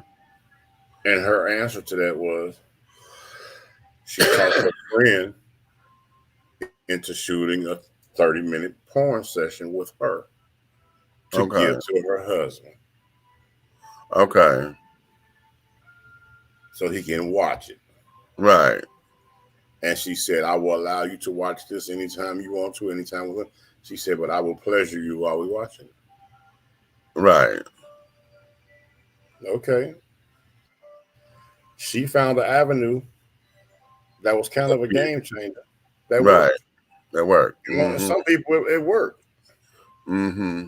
You know, some niggas would be like, oh no, I'm trying to do something. Well, that's because you really not trying to stay in your marriage. Right. You know what I'm saying? You're trying to find an avenue. You're trying to find an avenue to be a hoe and to be, raunchy. Okay. So she came and they shot it. Granted, I had a wonderful time shooting that. That was the first time I learned how to zoom in. Okay, nasty. Yes, yes. It is nothing more beautiful than seeing a wet ass tongue on a motherfucking goddamn squirting ass coochie in 3D. Okay. It looked like I was studying something scientific. But anyway, I was like, I don't know how long I'm gonna be able to do this because Right. when I zoom in, shit, I get hungry too. So, but they came and they came again, and then they conquered. But but it was amazing because females talk about these things and you would not never know it. Right. We picked up about 8 or 9 more movies behind them. Mm. Some of them had 4 people and some of them had 3 people. Right. But it was a fact that it was a place you can come, shoot it, you get 1 copy, and $25 per each copy if everybody wants to hold a copy. Right. And I thought it was cool. And you sign a disclaimer. Once you walk Right. out the door with your product, we ain't got shit to do with that. We don't know you. Okay. And we didn't keep no copies of nothing. Right. So you said, okay, I'm good. Flush, cut. That's it. Right. And it was all good till somebody came and, how can I say, they came in there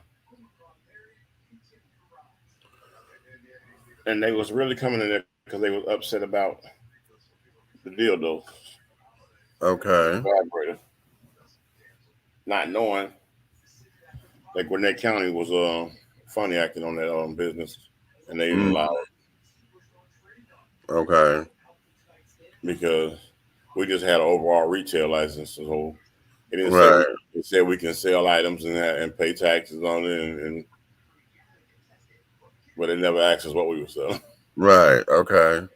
But come to find out, Gwinnett County wasn't trying to hit it. Well, say la vie.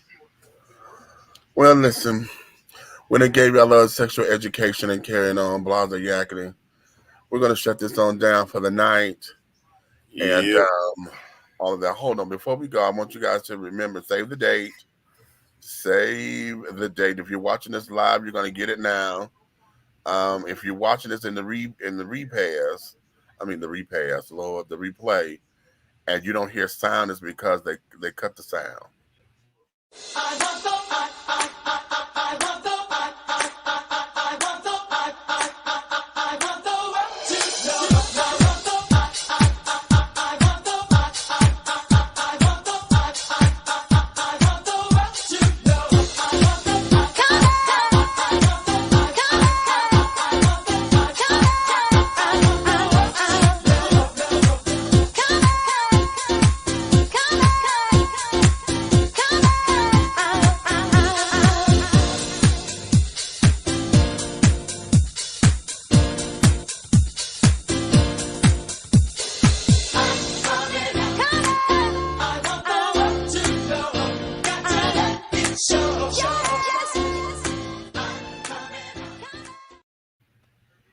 All right, if you're in the Atlanta area, going to be in the Atlanta area during that time, January 15th, which is MLK weekend, we will be doing our thing, honey, at Milan Lounge. Honey, this is the official coming out party and introduction of Passionate Riders Car Club, honey. We're going to be out there doing our thing and just introducing ourselves to the world and the car club scene as a family so that folks can know who we are. And et cetera, et cetera. So, honey, you get your bands. We got bands going on, $10 a piece. If you want to get them in bulk or whatever, you're trying to get your car club together to get them in bulk, that's fine too. To make a one-time purchase, that's lovely. And you don't have to be a car club to support. If you're this type of social club, right? Steppers Club, any type of Greek club, you know what I'm saying? Right. Masonic organization. If we would love to have you, just get in touch with us through the information that you saw in the advertisement. Pull up, get your $10 bands, and it'll get you in the door. And That's it. on top of that, That's if you want to have guaranteed sections, we got $250 sections that come with a bottle and wings. Just let us know. Okay, how about that? Okay. So with that being said, honey, we're gonna let you guys get on back over into your worlds and et cetera, honey. So thank you for loving us the way that you do, honey. And continue to love us. So like, subscribe, and share on any platform that you see us on. And tell all of your friends to do the same thing. Like, subscribe, share, honey. But if you hate us, honey, you can tell all of your motherfucking enemies to like, subscribe, and to share us, okay? And that there will continue to help us. Because like we said, honey, any and everything that we're doing over here at Dishing Tea with Big Meech at Atlanta Hot Radio, honey, and Let's Talk Without Nikki and Artists First, and Through the Hard Way, the Syndicate, honey, okay, anything and everything that we're doing, honey, we'll move forward in any way, shape, style, form, or fashion, okay? So having said all that, my darlings, honey, this is the Sunday before Christmas. So Merry Christmas. Yeah, we're 6 days before Christmas or whatever. Oh, excuse me. So let me go up in here and get my hot toddy and my tea and stuff so that I can get this throat together, because y'all hear this dry cough and it's annoying. And we're gonna do that. So with that being said, honey, we thank you. We love you. You may finish your crumpets because the tea has been dished, and you've been dishing tea, darling, with Big Meech. And the big guy ally over there, that's the big red fella, honey. In the afternoon. Hey, I've been shopping. I got $40 left. Ho, ho, ho. Ooh, how about that? Okay. On that note, honey, I'm not going to, I can't do it, so we're not going to get the note right now. We're just going to really? say. Let me do I'll do the heterosexual note for you.